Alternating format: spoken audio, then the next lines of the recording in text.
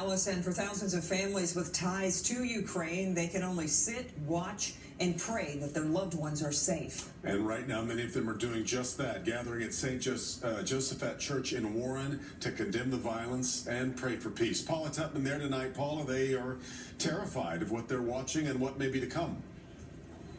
Absolutely. I mean, this is horrifying.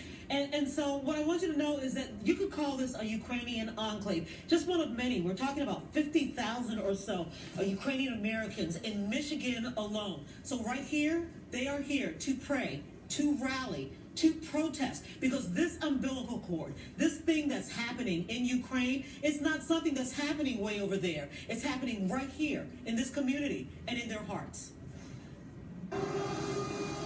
Families in Metro Detroit are terrified. Dr. Elena Danyuk has 6 cousins who are currently fleeing the city centers with no place to go and no real place to hide.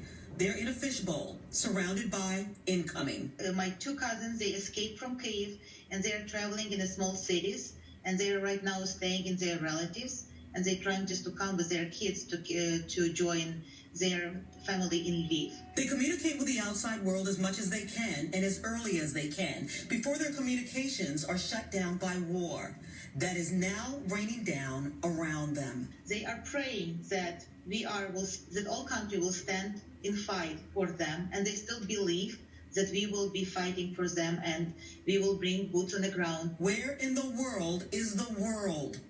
Olga, who's afraid to use her last name, lives in Metro Detroit. Her mother lives in Western Ukraine, and her grandmother, and so many of her friends. I'm just a regular human who has the loved ones back there, and it's so scary that we even have to talk about this right now, that in the 21st century, we talk about the war, we talk about, trying to save our loved ones. She watches the news in absolute terror. I called every family member I could possibly speak to today, and I realized that it might be the last time I talked to them, and that's devastating, that's scary, and there's no way I can help them.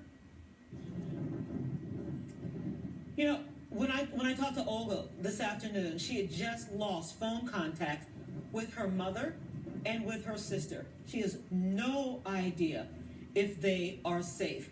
Again, we've been talking about the Ukrainian American Crisis Response Committee of Michigan. They have activated, and what they're doing now is they're collecting money for direct humanitarian aid for Ukrainians crossing, particularly across the border with Poland right now, guys.